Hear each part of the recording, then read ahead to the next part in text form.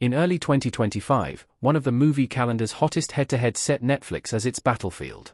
In one corner, Wake Up Dead Man, a Knives Out mystery. The third installment of Rian Johnson and Daniel Craig's critically acclaimed murder mystery series, once again packed with a star-studded cast, came with justifiably lofty expectations.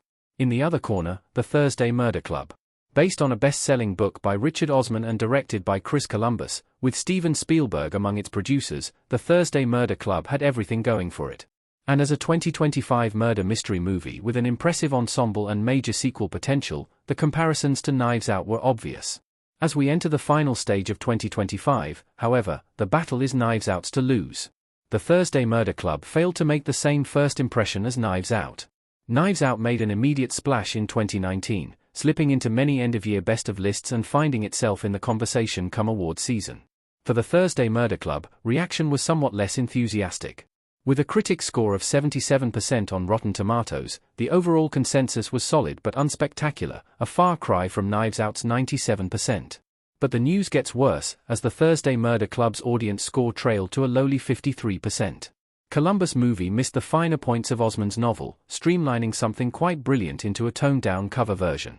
There are plenty more The Thursday Murder Club novels to adapt, and Columbus has entertained the possibility of making a sequel, but calls for more are rather muted, especially compared to the immediate demand for Benoit Blanc's return that followed Knives Out's release.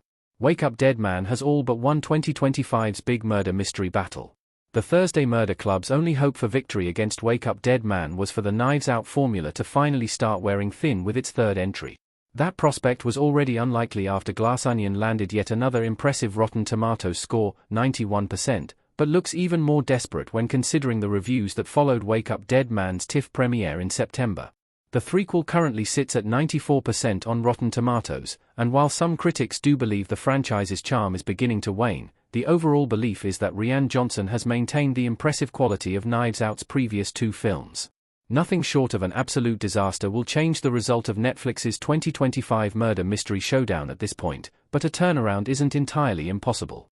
Critics and audiences are disagreeing increasingly often, and Wake Up Dead Man may do one small thing that turns off the everyday Netflix subscriber so badly. Johnson experiences backlash reminiscent of Star Wars, The Last Jedi, which, incidentally, many critics did love.